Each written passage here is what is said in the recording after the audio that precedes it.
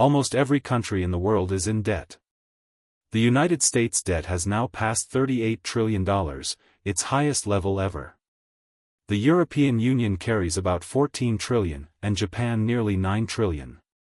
Even oil-rich countries like Saudi Arabia or export giants like Germany and China owe enormous sums. But here's the interesting part: if everyone owes money, who are we actually owed by? Debt isn't just a burden, it's the invisible skeleton of the modern world. Every war, every crisis, every economic boom and bust is built on top of this structure. And if you follow the chain of creditors long enough, you come across a slightly unsettling truth: the world doesn't owe money to anyone in particular, it owes it to itself. But that doesn't mean everyone benefits equally. To understand how we've reached this point, a planet drowning in over $315 trillion of total debt, we need to look back a little. Centuries before credit cards or digital transfers, the idea of national debt was born not on Wall Street, but on the battlefield. In 1694, England was fighting France and running out of gold. The king turned to merchants for help, borrowing in exchange for permanent interest payments backed by future taxes. And that's how modern government bonds were born. Today, half of the U.S. debt is held domestically, and the rest is with investors in Japan, China, and Europe. The interesting thing, most of the debt actually circulates inside the U.S. The Treasury issues bonds, banks and funds buy them, the Federal Reserve sometimes buys them back, creating new dollars. The interest paid through taxes flows into retirement funds. So the debt is real, but the creditor is mostly a reflection of the system itself.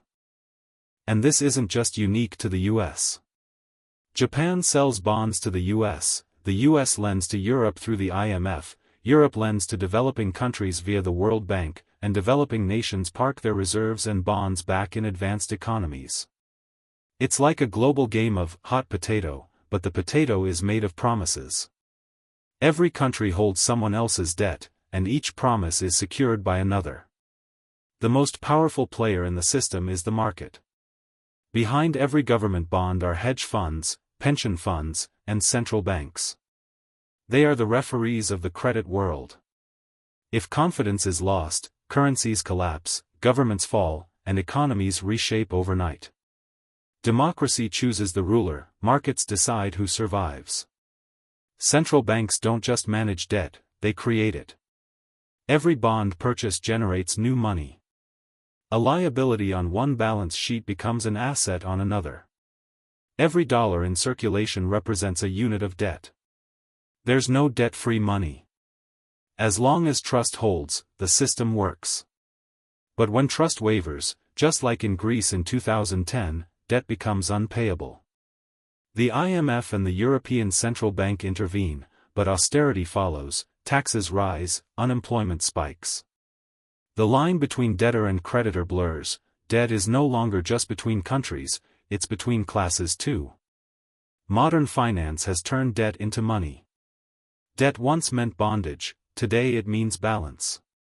But if that balance tips, if confidence breaks, we remember what debt really is: a promise that can't be kept forever.